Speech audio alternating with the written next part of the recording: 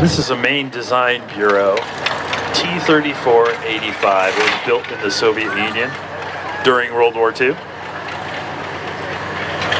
He too is going to fire, and he said he was going to do it relatively soon at the beginning of his performance.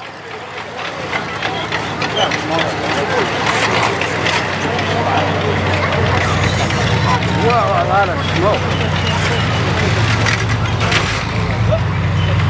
Yes, folks, that is a diesel engine, in case you were wondering.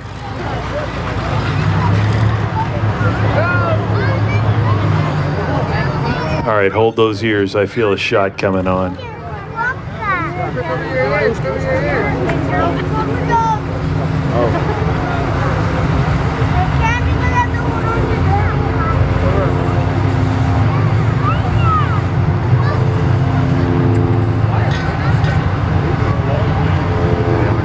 Siren.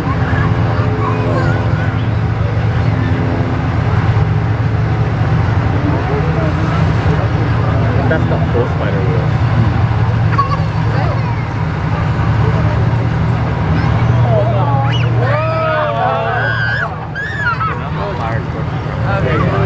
Well, they gotta salute the crowd. They're threatening.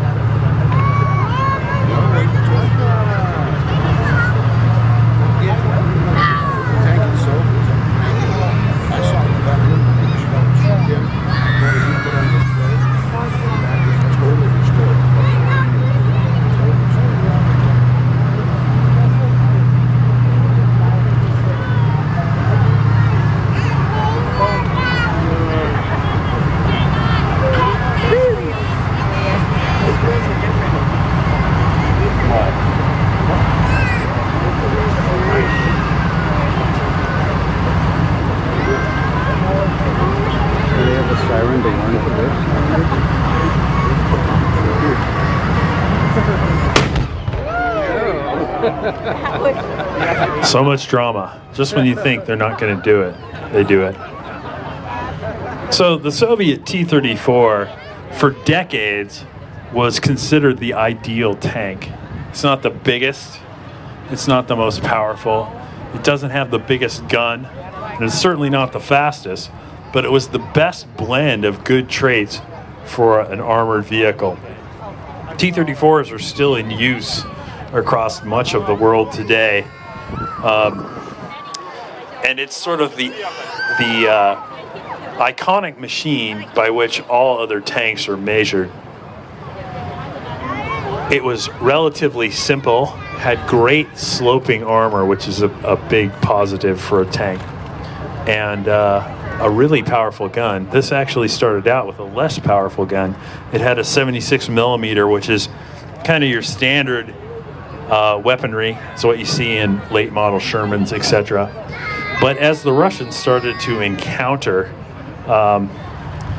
bigger German varieties of tanks, Panthers and Tigers, etc., they knew they had to remodel their T-34 into something that could go head-to-head with those machines. The result was this vehicle, which is a T-34 85.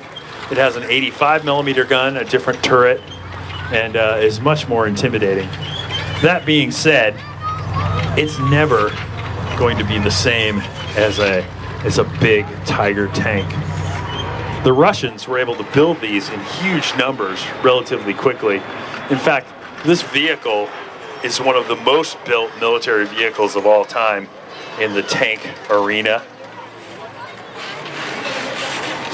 T-34s were made in such great numbers that a Tiger tank would have to go up against, say, 7 of these tanks, as opposed to just a one-on-one battle. The machine carries a crew of 5. Again, it's a loader, a gunner, a commander, a driver, and an assistant driver. Believe it or not, I've actually had the privilege of driving this machine, and it's a little bit like driving a bulldozer. It's very, very tractor-like inside, and very small inside. That sloping armor comes down and wants to hit you in the head every time when you're driving this vehicle. It's built for a very small, flexible young man to be in the driver's seat of this machine. You can see our driver in that open hatch. That hatch, of course, would be able to be closed if you're in a dangerous situation, and you could look through a periscope to steer the tank. Looks like we're going to get another shot here. 88 gun fire off the Flag 88 tons.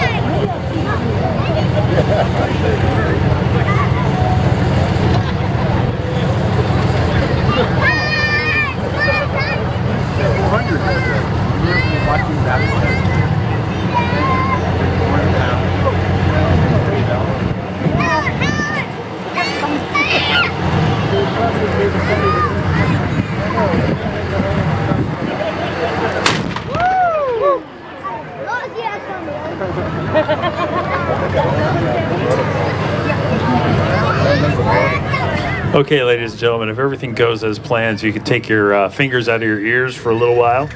The shooting is done until the very final performance when we have our guests fire the 88 guns.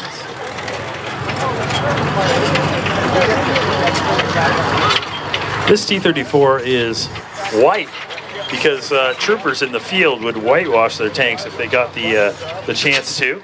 They would, of course, blend into the winter weather. This particular machine served on the 3rd Belarusian Front during World War II.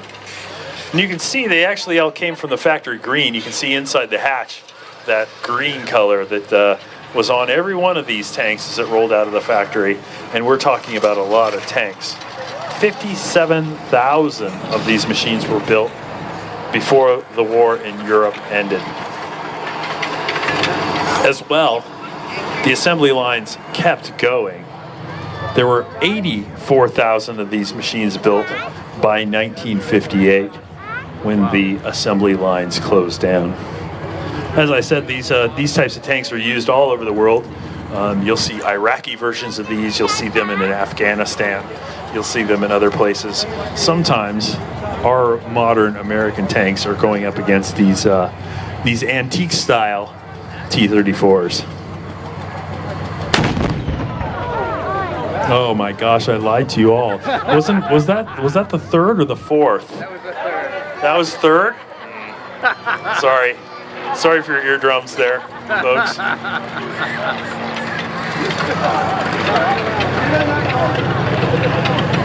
Now they only took 3 shells into the machine, so that should be it.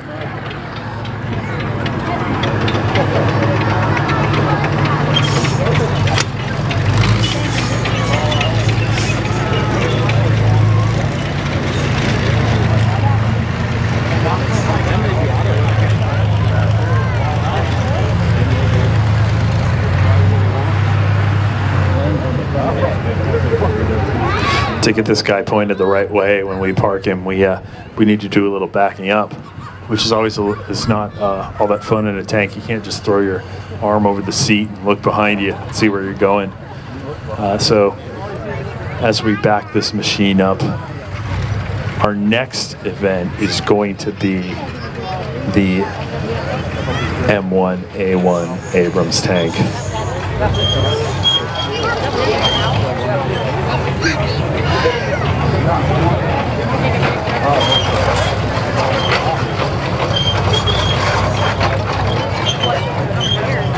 No, I'm sorry. We're going to have the Stuart and the Hellcat come out first. Backed by popular demand. The Stuart and the Hellcat, they tear up the track, and everybody likes to see them. perform.